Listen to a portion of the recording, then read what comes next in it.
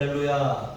하나님의 돈을 찾은 여러분에게 하나님의 은혜와 평강이 함께 하시기를 주님의 이름으로 축복합니다. 오늘은 복음을 나누는 삶이라고 하는 제목으로 하나님의 말씀을 전하겠습니다. 바울은 복음을 위해서 그리스도인으로서 자기가 누릴 수 있는 자유, 그리고 사도로서 누릴 수 있는 권리, 이런 모든 것들을 기꺼이 포기하고 희생하고 내려놓았습니다. 그 한 사람, 그 한 알이 밀알이 땅에 떨어져 죽어짐으로 오늘날 우리가 이렇게 하나님을 예배하는 그런 교회가 세워지게 된 것입니다. 여러분, 부활하신 주님을 다메섹으로 가는 길에서 만난 후에 바울은 그 이후로 자신의 전부를 복음을 위해, 주님을 위해 다 내어놓았어요. 모든 것을 아낌없이 내어주고 나누는 삶을 살았습니다. 그가 내어줌으로 우리는 풍성한 그리스도의 사랑과 은혜를 누리게 되는 것입니다. 여러분, 복음을 나누는 삶이 무엇입니까? 그것은 바울이 우리에게 보여준 것처럼 하나님을 위한 거룩한 희생이 있는 삶이에요. 여러분, 누군가의 희생이 없이 교회가 그냥 세워지지 않는 것입니다. 감리교회가 이제 한국 땅에 들어오게 된 것은 이제 아펜젤로 선교사님을 통해서 이제 복음이 전해졌기 때문인 것이죠. 그런데 그분은 어찌 보면 이제 그 복음의 빛을, 이제 감리교회가 잘 세워지는 것을 눈으로 보지 못하고 오신 지 얼마 안 돼서 소천하시고 말았어요. 이제 그 배가 이 서천 앞바다에서 충돌하면서 그 꿈도 펼쳐보지 못하고 죽었어요. 그것도 한국 소녀를 구하기 위해서 자신의 몸을 기꺼이 내던지고 희생한 것이죠. 여러분, 주변 사람들이 그분 아펜젤로 선교사님에 대해서 갖고 있는 생각은 그분은 지나치게 희생적이었다라고 하는 것입니다. 그러니까 자기 몸을 아끼지 아니하고 자기 몸을 돌아보지 아니하고 모든 것을 내어주더니 결국은 자기 생명까지 기꺼이 내어준 사람이 되었던 것이죠. 그래서 오늘날 한국의 감리교회가 여기에 세워진 것입니다.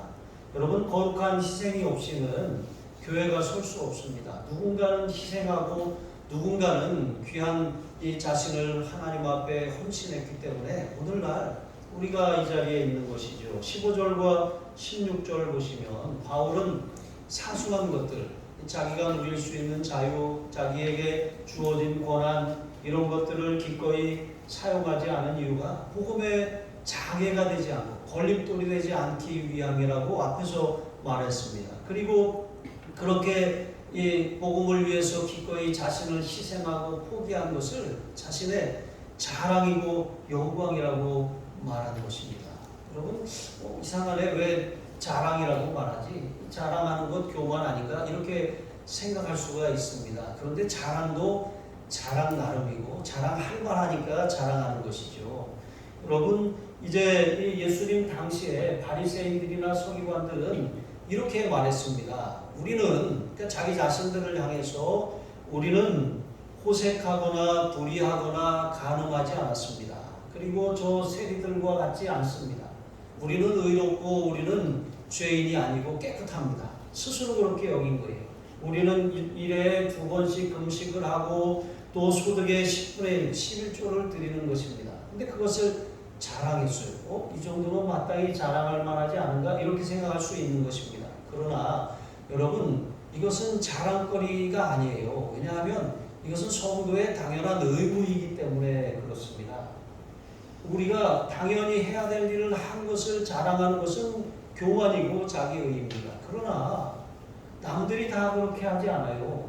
왜 유독 그 사람만 지나치게 희생하는 걸까?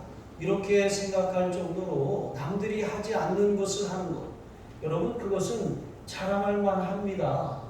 그것은 고귀하고 숭고한 희생이 되는 것이죠. 여러분, 아펜젤로 선교사님의 희생은 자랑할 만해요. 우리가 그것을 자랑으로 삼을 만한 것이죠. 그리고 바울이 기꺼이 복음을 위해서 조금의 장애도 되지 않게 하려고 자신의 권리, 자신의 자유 다 포기하고 선교비를 받지도 않고 생활비도 받지 않고 천막을 만들면서 스스로 복음을 전했어요. 왜냐하면 처음 개척하고 세우는 교회이기 때문에 누군가의 희생이 없으면 되지 않기 때문에 그렇습니다. 그런데 다 이방인들이고 믿지 않는 사람들이 하나님도 모르고 율법도 알지 못해요. 복음에 대해서는 들어본 적이 없는 사람들이에요. 그런데 그 사람들에게 희생하라고 하면 희생할 수가 없는 것이죠. 복음을 만난 사람, 부활하신 주님을 만난 사람만이 희생할 수가 있는 것입니다. 그래서 자기 자신을 희생한 것이죠. 제가 종종 말씀드리는 것처럼 저희 어렸을 때 마당에 우물이 있었어요. 우물에 이제 아버지가 거기다가 이제 벽돌 블록을 이렇게 사방으로 정사각형으로 싸서 이제 이 물을 거기다가 가두게 하셨어요. 그래서 여름에 개울에 가면 위험하니까 티 끝에 개울이 있었거든요. 그 개울에 가지 말고 여기서 놀아라 하면서 이제 우물에다가 물을 받아주셨던 것이죠. 그런데 아버지가 늘 하셨던 말씀이 바가지에 물 한 바가지를 놓으시고 이거는 절대로 버리면 안 된다. 이것은 이 물을 이 펌프에다 부어야지만 이 붓고서 막 이렇게 해야지만 물이 속에 있는 땅 속에 지하수가 흘러나오는 거야. 그래서 이제 그것을 나중에 커서 알고 나니까 그게 마중물이라고 하는 것이죠. 마중물은 없으면 지하에 있는 물을 끌어낼 수가 없어요. 여러분, 누군가의 희생, 거룩한 희생은 부흥의 마중물입니다. 누군가 희생하고 헌신했기 때문에 그것으로 인하여서 이 생수가 터져 나오게 되는 것이죠. 누군가 복음을 전하기 위해서 자신을 희생하고 헌신하지 않았다면 여러분, 우리에게 복음이 전해지지 않았을 것입니다. 자, 그런데 이렇게 당연하게 해야 될 일을 하는 것을 자랑하는 데 문제가 있지만 남들이 하지 않는 것, 그 고귀한 희생을 하는 것은 하나님이 그것을 기뻐하시고 받으시는 일인 것입니다. 복음을 위한 희생, 여러분, 이것은 거룩한 희생이고 하나님이 받으시는 거룩한 예물이 되는 줄로 믿습니다. 바울은 내가 굶어 죽는 한이 있더라도 고린도 교회에 물질적인 부담을 주지 않겠다. 내가 스스로 벌어서 생활하고 스스로 사역하겠다. 이렇게 결단했어요. 그렇게 함으로 교회가 세워졌습니다. 물론 바울 이후에 온 그 사역자들은 이제 선교비도 받고 또 생활비도 받았어요. 또 가족도 있었고 결혼해서 그 생활비도 이렇게 받은 것입니다. 그러나 누군가의 처음 희생이 필요한 그 순간에는 바울이 그렇게 기꺼이 희생하고 헌신하게 된 것입니다. 여러분, 성도가 주를 위한 희생, 이거 누군가 희생해야 되는데 제가 하겠습니다. 여러분, 이렇게 하기가 참 쉬운 일은 아니에요. 주님, 내가 여기 있사오니 나를 보내소서, 이렇게 해야 되는데 주님, 그 일에는 저 사람이 적합한 거니까 저 사람을 보내세요.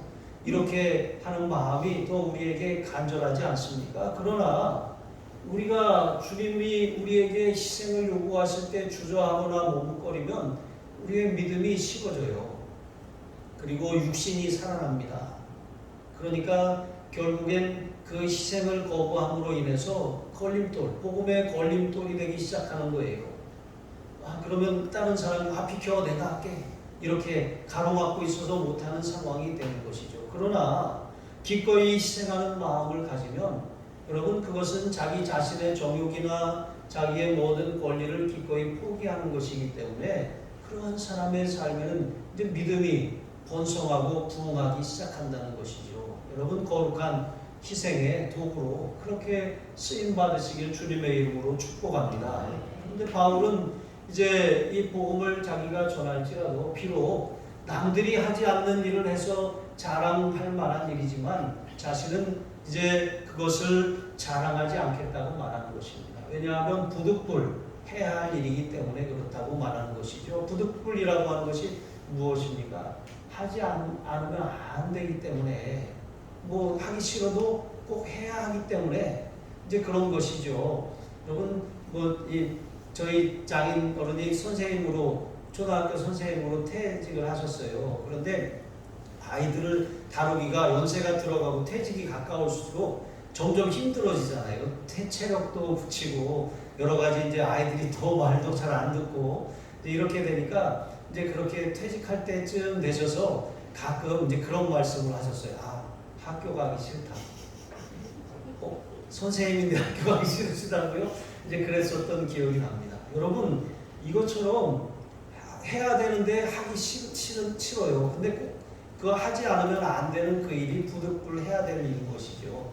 바울에게도 복음을 전파하는 것이 그와 같았다는 거예요. 그는 복음을 전하지 않으면 안 되기 때문에 해야 된다고 여긴 거예요. 심지어는 복음을 전하지 않으면 내게 화가 있으리라 그런 두려움도 있었던 거예요. 화가 있다라고 하는 것, 그러니까 저주를 받는다는 말이에요. 그러나 여러분, 복음을 전하지 않는다고 저주를 받습니까? 그런 건 아니에요. 그런 의미로 하는 것이 아니라 화가 있다라고 하는 것은 아주 내가 복음을 전하지 않으면 내가 견딜 수 없는 슬픔과 견딜 수 없는 그런 고통에 그 사로잡힐 것이다라고 하는 그런 말인 것이죠. 예수님께서도 바리새인들과 서기관들, 율법의 형식만을 추구하고 하나님의 말씀의 본 뜻을 알지 못하는 이제 그 바리새인들과 서기관들에게 화 있을진저 이렇게 여러 번 말씀하셨거든요. 그러니까 저주를 받을지어다 이렇게 말한 거예요.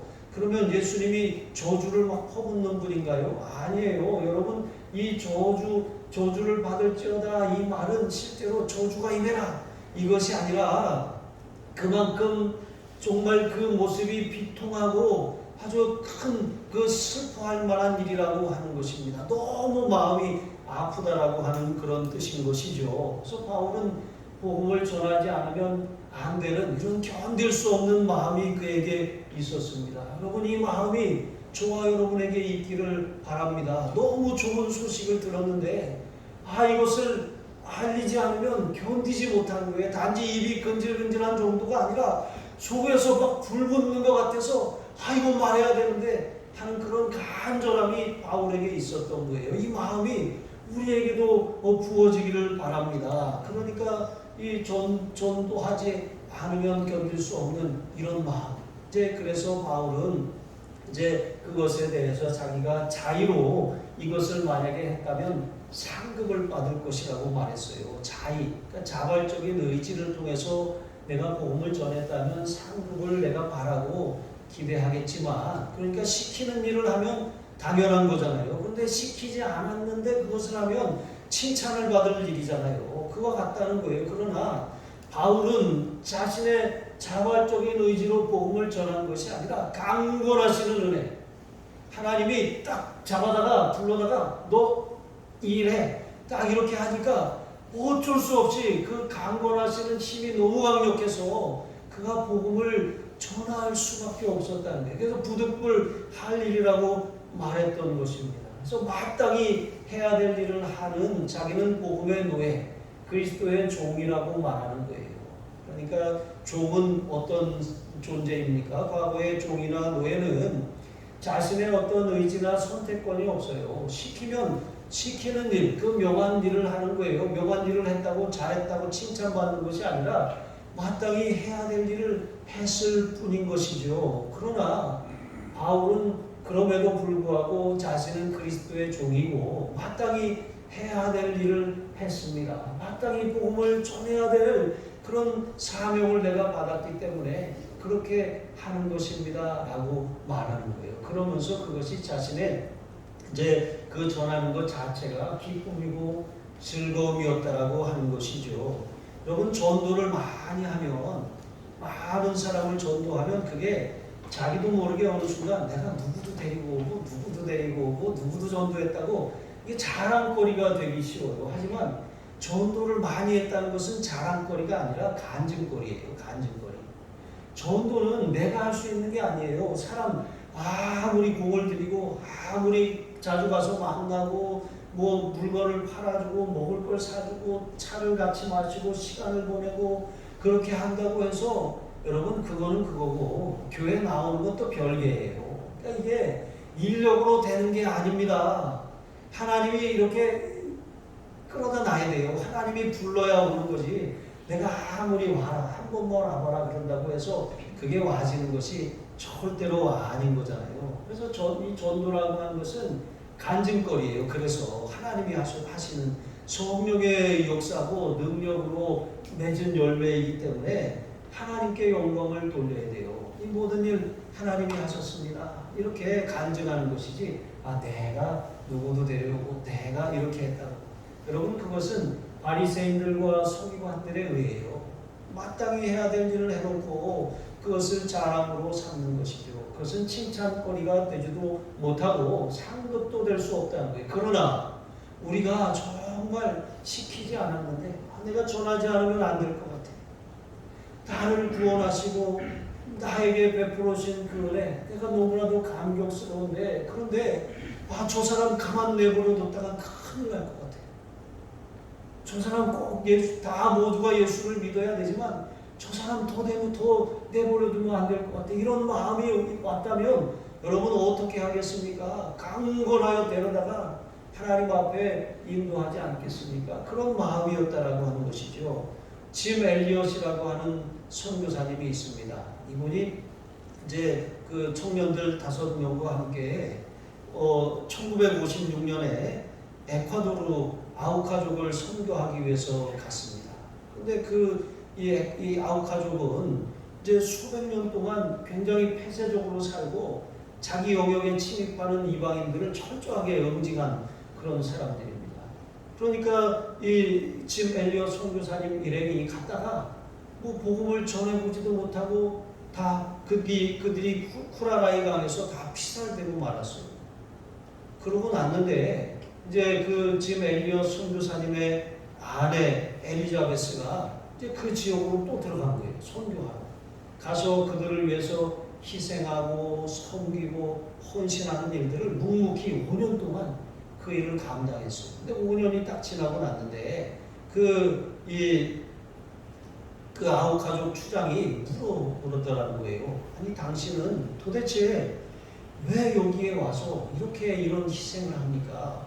도대체 당신은 누굽니까? 그랬더니 이렇게 말하는 거예요. 당신들이 5년 전에 죽인 그 한 사람의 아내입니다. 그런데 이 말을 듣고 이 추장이 굉장히 감동을 받았어요. 원수 같은 사람들에게 어떻게 이렇게 희생하고 우리를 위해 그렇게 끝까지 그 사랑을 아끼지 않았을까? 그때로부터 이제 그 사람들에게 복음이 전해지기 시작했고, 그들 이제 그 선교사님 일행을 죽였던 한 사람은 현지인 목회자가 되었어요. 여러분, 이와 같이 희생이 없으면 절대로 세워지지 않는 것이 교회이고 하나님의 나라인 것입니다. 누군가의 희생과 헌신이 있었기 때문에 어떤 사람은 생명을 내놓고 어떤 사람은 물질을 내놓고 어떤 사람은 기도로 눈물을 뿌리고 또 어떤 사람은 복음을 전하는 그런 수고가 있었기 때문에 여러분, 이 자리에 지금 교회가 세워지게 된 것임을 기억하시기 바랍니다. 하나님이 고혹한 희생을 기쁘게 받으십니다. 아프가니스탄의 샘물교회 이 청년들이 가서 단기 선교 갔다가 엄청나게 이제 파장을 일으켰던 거 여러분 기억하시죠? 그래서 교회조차도 그분들을 비난하고 왜 가지 말라는데 가가지고 교회를 욕먹이고 왜 가지 말라는 일을 해가지고 그렇게 선교에 방해를 하고 막 이랬잖아요. 근데 그것은 하나님의 방법을 모르는 사람들이 하는 소리예요. 우리나라의 선교, 이 복음이 처음 들어왔을 때 선교사님들의 희생은 속된 말로 개죽음이 아니에요. 그분들의 희생이 있었기 때문에 오늘날 우리가 있는 것입니다. 주님은 반드시 순교자의 희생과 피값 위에 주님의 몸된 교회를 세워가는 것이죠. 누구나 개척해야 되는 그런 상황이면 이런 상황, 희생이 반드시 필요하다는 것이죠. 그리고 두 번째로 복음을 나누는 삶은 무엇입니까? 모든 사람이 어떻게 하든지 모든 사람들이 구원을 받도록 힘쓰는 삶입니다. 19절로 22절에 보시면 바울은 그리스도 안에서 얻은 자유와 그리스도 안에서 얻은 이 사도로서의 권리를 기꺼이 이제 포기하고 절제하면서 모든 사람의 종이 되었다고 말하는 거예요. 여러분, 종이 뭐예요? 종. 예전에 유머 일본인가요? 딸랑딸랑 저는 회장님의 영원한 종입니다. 딸랑딸랑 그 기억나시나요? 여러분 이게 종이 뭐예요? 이 치는 종도 종이지만 그만큼 부르면 달려가겠다는 거예요. 무엇을 시키든지 그대로 하겠다는 거예요. 자, 이것처럼 종이 되었다는 것은 자신을 어떤 사람들의 필요와 또 어떤 사람들의 봉사를 위해서 완전히 내어주었다는 거예요. 완전히 자신의 어떤 경력, 자신의 어떤 그런 고난, 지위, 삶의 그런 평안, 안정 이런 것들을 다 포기하고 기꺼이 내어주었다는 거예요. 여러분 이게 바로 종이 된다는 의미인 것이죠. 바울은 본래 이스라엘의 12지파 중 베냐민 지파에 속한 사람이에요. 여기 초대 왕이 세워진 그런 지파죠. 그리고 그는 바리새인 중에 바리새인으로 가말리엘 문화에서 이제 율법을 배운 사람이에요. 율법을 가리키는 대표적인 학자들 가운데 양대 산맥 가운데 한 스승한테 배운 사람이죠.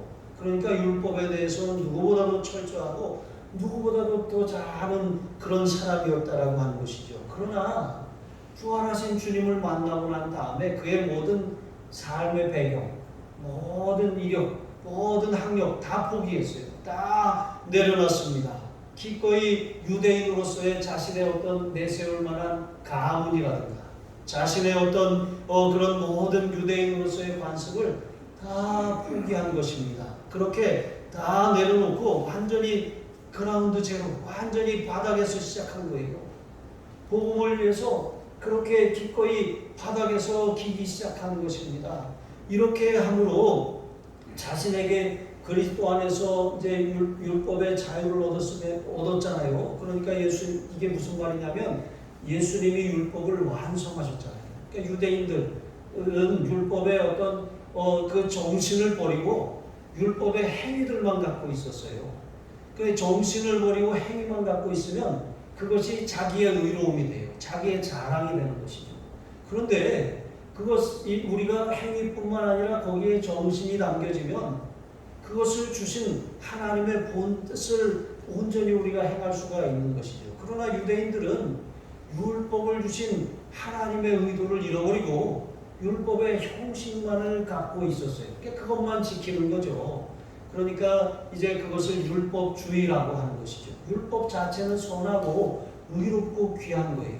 우리가 하나님을 어떻게 바로 섬길 수 있는지, 하나님을 어떻게 경외할 수 있는지 그것을 가르쳐주는 것이 율법입니다. 그러나 그것을 지켜야 한다는 형식만 남고 왜 그것을 명하셨는지 그 정신을 잃어버리고 나면 그때부터 그것이 형식적인 신앙이 되고 마는 것입니다. 여러분 우리의 신앙은 율법을 우리가 잘 준행하는데 그것을 마치 지켜서 의롭게 되거나 구원을 받을 수 있다거나 아니면 그것을 통해서 다른 사람에게 내 의를 세우고 자랑하려고 하거나 여러분 이것은 바로 율법주의라고 하는 것이죠. 그러나 이제 바울은 이렇게 율법을 넘어섰어요. 그리스도 안에서 율법을 완성하신 율법의 정신을 가르쳐 주신 예수님을 만났잖아요. 자, 그런데도 불구하고 그는 유대인들을 얻기 위해서 그가 율법 아래에 있는 사람처럼 행동했다는 거예요. 율법에 대해서 자유를 얻었지만 유대인들을 위해 기꺼이 자기가 율법을 무시하는 사람이 아니다 라고 하는 것을 그렇게 그들을 얻기 위해서 그렇게 드러냈다는 것이죠. 그래서 루스드라라고 하는 지역의 유대인들을 구원하기 위해서 디모데에게 할례를 행했어요. 그러니까 디모데는 할례를 받지 않아도 되는데 그 유대인들을 위해서 그렇게 했다라고 하는 것이죠. 자, 이렇게 함으로 자신이 율법을 존중하고 있다는 것을 나타냈어요. 그러니까 유대인들을 얻기 위해서 그렇게 했다는 거예요. 또 반대로 이방인들을 얻기 위해서 이방인들 이제 무할례자라고 하는데 할례를 받지 않은 사람들. 그러니까 할례를 몸에 받았다라고 하는 것은 이제 요즘 말로 하면 포경 수술하는 거죠. 근데 남자 아이들이 난지 8일 만에 그렇게 이제 포피 끝을 빼는 것. 이게 유대인들이 언약을 자기 몸에 지녔다. 우리는 언약의 백성이다라고 하는 그런 표식입니다. 그래서 디모데에게 할례를 행했는데 또 한편 디도에게는 할례를 행하지 않았어요. 똑같은 사역자인데 왜냐하면 디도는 유대인들을 위한 사역자가 아니라 이방인들을 위한 사역자였기 때문에 그런 것이죠. 그러니까 어떨 때는 이렇게 하고 또 이럴 때는 저렇게 하고 그런 것이 아니라 맞춤 선교를 하기 위해서 그렇게 행했다라고 하는 것입니다. 또 약한 자들, 믿음이 약한 자를 말하는 거예요. 여러분 교회 안에 들어오면 믿음이 강한 사람도 있어요. 하지만 믿음이 약한 사람도 있습니다.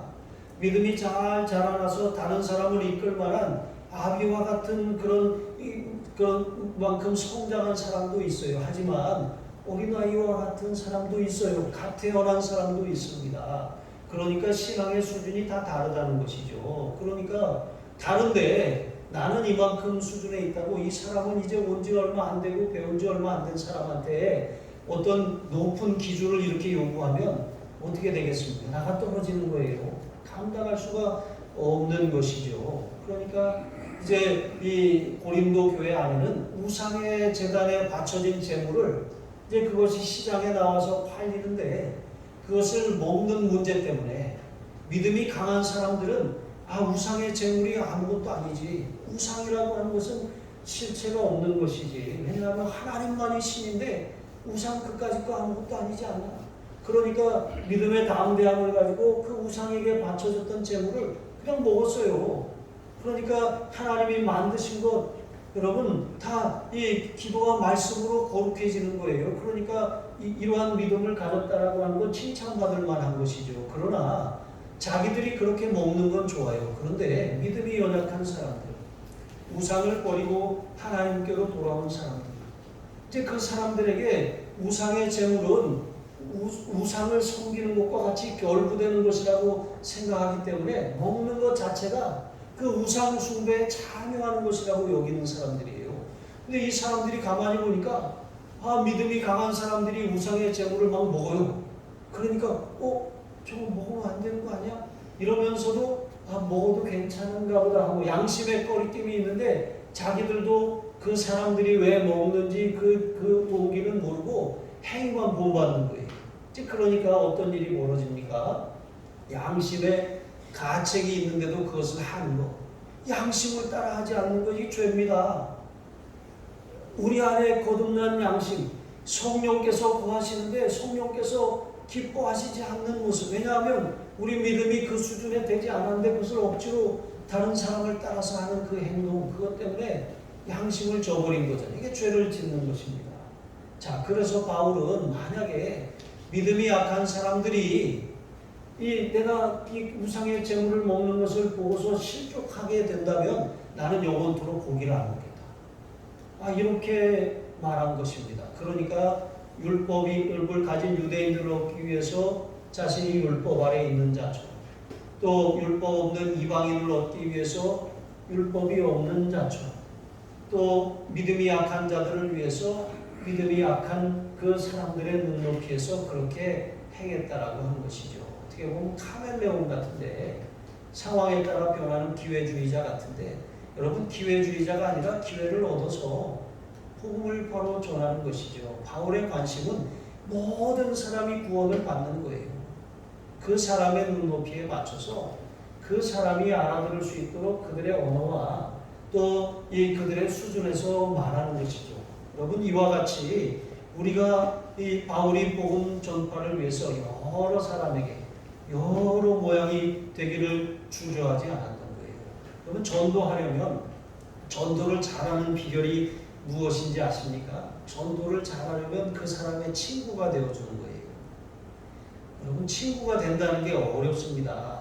친구가 되려면 그 사람하고 나하고 생각도 맞아야 되고 가치관도 맞아야 되고 취미나 어떤 그 수준이나 여러 가지 그런 공통된 분모가 있어야 돼요. 그런데 만약에 아무것도 없어요. 어떻게 맞춰보려고 해도 맞는 게 1도 없어요. 하나도 없는 그런 사람에게 주님이 친구가 되라고 말씀하시고 어떻게 해야 돼요? 내 것을 다 내려놔야 돼요. 다 내려놓고 시작해야 되는 것입니다. 그러니까 전도하려면 그 사람과 친구가 되어야 하고 전도하려면 그 사람의 세계관과 그 사람의 그런 수준과 그 사람의 관심을 내가 알고 그 사람처럼 되어야 한다고 하는 것이죠. 여러분 예수님께서도 인자가 온 것은 섬김을 받으려고 함이 아니오 도리어 섬기려 하고 자기 목숨을 많은 사람의 대속물로 주려 함이니라고 마가복음 10장 45절에 말씀하셨어요. 이처럼 바울은 세상이 이해할 수도 없고 따라할 수도 없는 수준으로 살았어요. 복음을 나누는 삶을 살기 위해서는 여러분 내려놓아야 될 것이 많아요. 우리가 내 수준에서 그렇게 살면 내 수준에 있는 사람들은 전할 수 있어요. 하지만 이제 그렇게 그런 사람들만 전하고 그런 사람들만 모으면 이제 끼리끼리 집단이 되고 마는 것입니다. 그러면 다른 사람들이 그 안에 들어오려고 해도 들어갈 수가 없어요. 내가 그 사람들하고 맞지 않기 때문에 그런 것입니다. 그러나 교회는 그런 것이 아니에요. 세상에는 무슨 등산이나 골프나 수영이나 자기에게 테니스나 맞는 사람들, 또 낚시나 이런 것들 취향에 맞는 사람들하고 동호회를 결성하고 같이 만나고 시간을 보내고 하지만 교회는 그런 곳이 아닙니다. 물론 그렇게 만나지만 내가 안 해본 운동이고 안 해본 일이라고 할지라도 그 사람을 얻기를 위해서 일부러 요즘 말로 하면 일부러 배웠다는 거예요. 일부러 그 사람과 같이 대화하려고 그 사람처럼 되었다라고 하는 것입니다. 전도는 은사를 받은 사람만 하는 게 아니에요. 전도라고 하는 것은 이처럼 희생하려고 하는 사람, 자기 자신을 기꺼이 종으로 내어주는 사람, 그 사람을 위해서, 그 사람을 얻기 위해서 그 사람처럼 되는 사람, 이 사람이 전도를 잘하는 것이죠. 여러분 이와 같이 자신을 희생하고 포기하는 것, 여러분 그것이 사람을 얻는 길이고 또 여러분을 통해서 또 한 사람이 하나님께로 나오는 길임을 기억하시기 바랍니다. 세 번째로 복음을 나누는 삶은 하늘의 상을 얻으려고 다름질하는 것입니다. 24절로 25절에 보시면 이제 운동 경기를 다윗이 또 바울이 예를 들었습니다. 여기 헬라 세계에는 이제 우리가 알고 있는 올림픽 경기, 이제 그것의 기원이 된 올림피안, 피티안, 네리안, 이스트미안 이렇게 네 가지의 대표적인 운동 경기가 있었어요. 우리도 월드컵, 또 올림픽, 아시안 게임, 유러피안, 이런 여러 가지 그런 이 지역 경기들이 있잖아요. 그런데 이런 이 경기들 가운데 매 세 번째 해 여름마다 개최되는 고린도에서 개최되는 이스트미안이라고 하는 경기가 있었어요. 이 경기를 예를 들어서 바울이 설명하는 거예요. 여기 경기가 시작되면 많은 지역의 이제 인파들이 모입니다. 그리고 자기 지역을 대표하는 이제 그 선수들을 내보내는 거예요. 그런데 이 경기가 얼마나 사람들에게 아주 엄청난 경기였냐면 로마의 황제들조차 선수로 참여할 정도로 굉장한 그런 경기였습니다. 그러니까 이 경기에 참여해서 만약에 승리자가 된다면 이것은 엄청난 명예이고 엄청난 영광이었던 것이죠. 자, 그런데 자꾸 다윗이 나오네요. 이제 바울이 그 운동 경기에서 승리자가 되려면 자기를 절제해야 된다고 말해요. 절제하는 게 무엇입니까? 그것은 자기를 정복하기 위해서 끊임없이 훈련하고 자제하는 거예요. 이런 훈련을 10개월 이상 계속해서 반복하는 것이죠. 자, 그래서 이 훈련을 반복하면서 자기의 어떤 좋아하던 것, 이제 모든 이제 그런 것들을 취미 이런 걸 다 끊어버리는 거예요. 잠도 줄이고 먹을 것도 줄이고 또 술도 끊고 심지어는 부부관계도 하지 않았다는 것입니다. 이렇게 온 마음을 승리하는 일에 집중한 거예요. 자, 이렇게 하는 운동 경기를 예로 들면서 바울이 너희도 상을 받도록 이와 같이 다름질해야 한다라고 말하는 것입니다. 그러니까 신앙생활은 경주와 같다는 거예요. 경주. 가다가 이제 토끼처럼 이제 많이 왔으니까 좀 쉬어야지 하고 주저앉아서 쉴 수 있는 것이 아니라는 거예요. 거북이처럼 간다고 할지라도 목적지를 향해서 끝까지 전심전력하는 거, 이게 바로 신앙의 경주라고 하는 것입니다.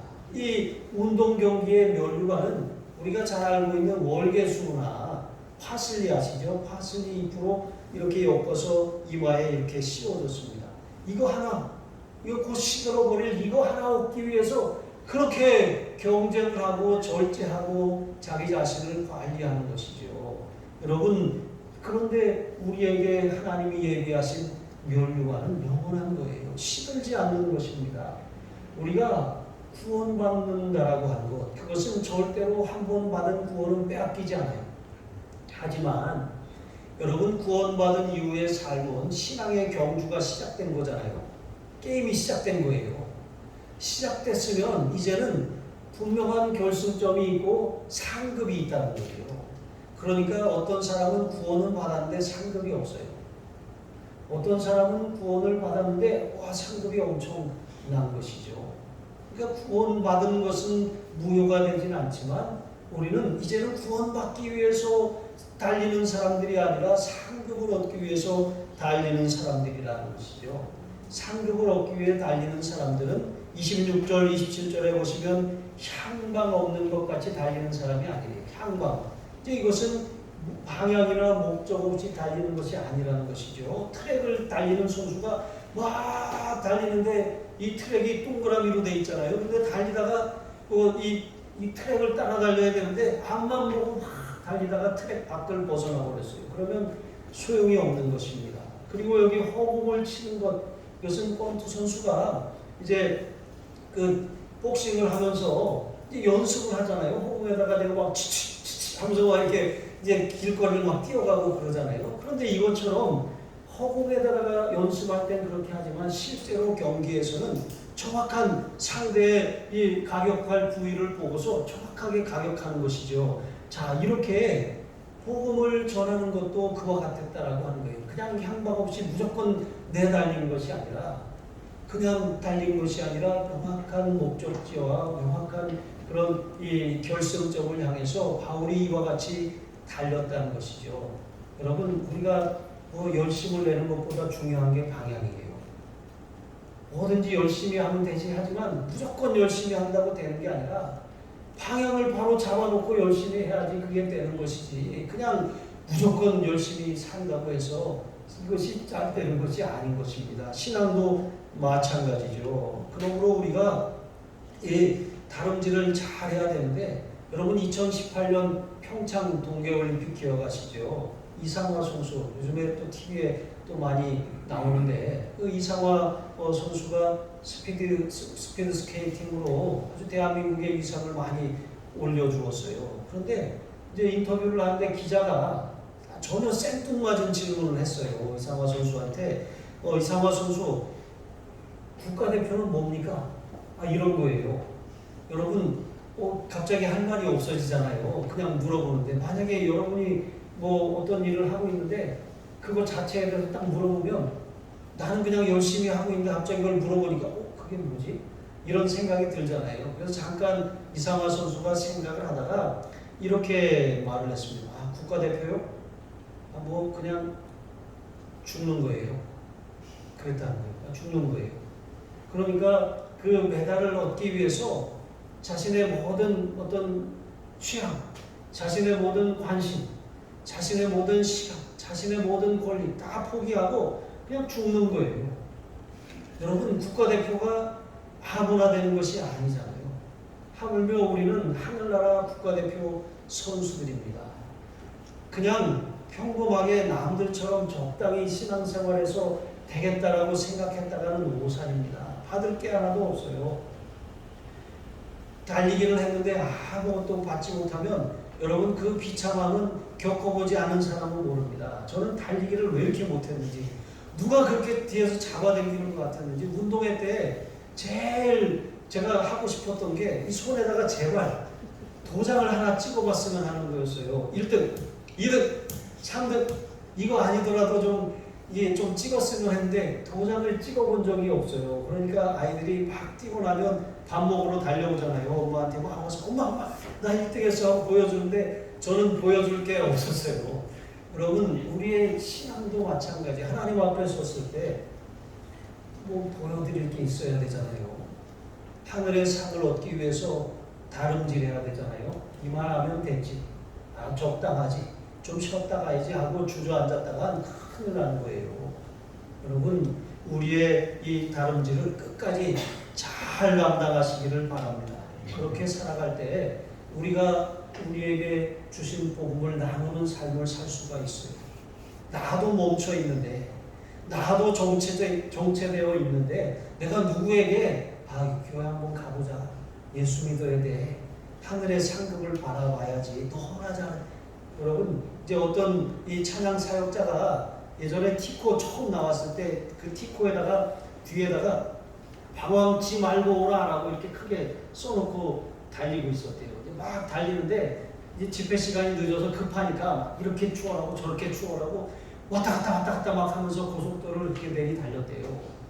뭐 그런데 그렇게 막 달리는데 차 하나가 막 따라오더니 창문을 딱 열더래요. 그러더니 손가락질하면서 야! 너 하나 방황치 말고 와라! 이랬더라는 거예요. 그래서 그 말이 너무 큰 충격을 받아가지고 내가 정신을 차리지 않으면 내가 다른 사람을 이끄는 게 아니라 이게 오히려 복음의 걸림돌이 될 수 있겠구나 하고 아주 큰 그런 이 충격을 받았다는 거예요. 여러분, 복음의 경주에 여러분 다름질하는 그런 최선을 다해서 다름질하는 저와 여러분이 되시기를 바랍니다. 기도하시겠습니다. 하나님 아버지, 복음을 나누는 삶을 살기 원합니다. 하나님과 복음을 위해 때로는 희생하고 포기해야 한다면 그렇게 하기를 원합니다. 나 때문에 다른 사람들이, 주변 사람들이 실족하게 하는 것이 아니라 나로 말미암아 나와 만나고 나를 아는 사람들이 영생의 복을 얻기를 원합니다. 시들어 없어질 이 땅의 영광, 이 땅의 칭찬, 이 땅의 명예가 아니라 영원한 멸류관을 바라보고 절제하게 하시고 믿음의 경주를 힘쓰게 하여 주시옵소서. 감사하며 축복하며 예수님의 이름으로 기도합니다. 아멘.